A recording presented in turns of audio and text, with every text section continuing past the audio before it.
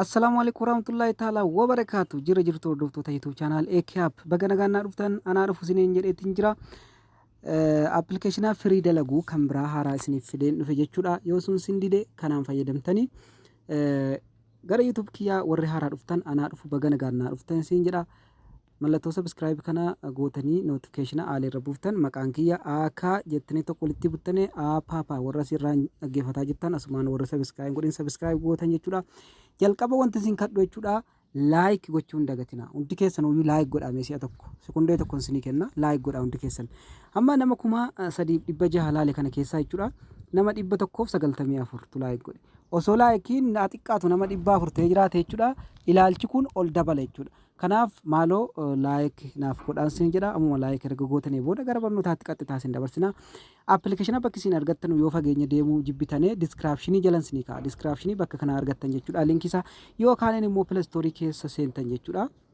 Play Store keessa seentanii BD VPN Pro BD VPN Pro kan jedhu kana buuftan bareetanii kana hundatu siniif baha. Isa keessaa isa kana jechuudha. Siniif agalu. Kan wal fakkaatu immoo appilikeeshinni kun baay'eedha. Kuno BD VPN Pro kan jedhu kana qofa laal. Inni kaan BD VPN jedhee dhiisaa. Kuno asirratti akkuma argitan kun immoo BD VPN akka dogongorre booda wanta wal gadhiise hin dalagu jechuufi. Asirratti dogongoruun qabdan ni dalaga wantan asirraan gadhiisu alaa xuluma dalaga waan soban gadhiisuan. Amma fakkeenyaaf appilikeeshina kana jechuudha mobaayilaa fi STC irratti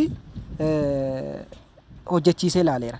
Akkani barreeffama kaampaanii arge irratti jechuudha Zeenii STC mobaayila Friendii hundarratti dalaga. Garuu wantan an haqiiqaan arge jechuudha Zeenii yeroodhaaf na biran jiru mobaayilaa fi STC qofa irratti argeera.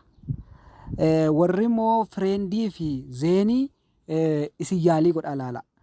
Yoo kan isiniin dalanne ta'e bor appilikeeshina Zeenii sirriitti dalagu qabadhee isiniif dhiyaadha YouTube kiyya kana irratti jechuudha. Bor galgala amma ni dalaga argeen jira appilikeeshina sana borin isiniif gadhiisa wanti isiniif galuu qabu kan Zeenii jechuudha. Yoo kun isiniin dalanne kan Zeenii bor galgalan qobaatti isiniif gadhiisa jechuudha.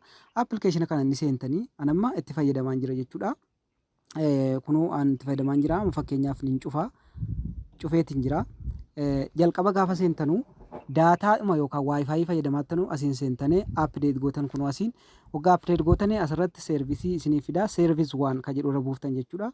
Inni nu irruma jiraa'u service 1 irra buuftanii sana booda isa gari taanu kana seentaniiti warra STC fayyadamtan STC free 100 kan qabu kanatti fayyadamtanii warri immoo mobaayilaa jechuudha. Kunoo warri moobaayilaas jechuudha. Sorry. Kunoo moobaayilii free news 100 kan qabu kanarratti fayyadamtan jechuudha. Kunoo isa kana jechuudha. Kanarratti fayyadamtanii ammaan STC'n keessaa qaba. Kunoo STC'n isa kana jechuudha. Kunoo haala kanaan waggaa bantane kunoo waa tokko ciqqi dhuma tokkoon qabu kunoo connect godheetiin jira amma cufeen ka'e. Waa tokko akka appilikeeshina biraa jechuudha. Yeroo cuftane isinii 2-3 irratti deebi'u. Garuu immoo isin wanti kun haqiiqaadhaan dalagaa yoo isin biratti kan isin mokkaru ta'e irra deddeebi'aa yaala. Fakkeenyaaf kanneen akka flight modelii kana mallattoo xiyyaara kana cuccuftanii ilaaltani. Garuu immoo sirriitti dalaga wanti sun hubachuu qabdanuu ansoba asirraan hin gadhiisuun sinin jedha. Kana fakkaata. Kan ittiin aanu YouTube channel kiyya warra haaraa dhuftan reef argattan natti fakkaata. YouTube channel kiyya tureera jechuudha ergan banadhe. Fakkeenyaaf barnoota addaa kanneen akka Facebook hack gochuu YouTube fakkeenyaaf barnoota koompitaraa akkamitti koompitaraa moobaayilaaf koompitara walirratti akka hidhamuu danda'u gosa baay'een barsiisee jira ni jira asirra jechuudha. Wanti isin hubachuu qabdanu waa'ee koompitaraa waa'ee moobaayilaa waa'ee appilikeeshinaa gosoota baay'ee waa'ee fiilmii adda addaa akkamitti hojjetama waan baay'ee isiniin argintu kana keessa jira jechuudha. Irraan gadee kana seenaatii ilaalaan isiniin jedha itti fayyadamaa hundi keessan baay'eedha viidiyoo gara 160 waan akkasii jira. Hundinuu waa'eedhuma appilikeeshinaa qofaa nagaan naa turaa bor kan Zeenii isiniif hin gadhiisa yoo kun kan isiniif dalanne ta'e kan Zeenii bor isiniif gadhiisa.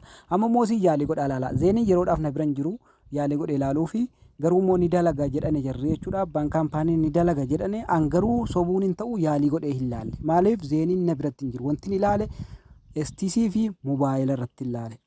Kan Zeenii immoo bor appilikeeshina mataasaa danda'e immoo argeetiin jira kabiraa jechuudha. Hammallee ni jira.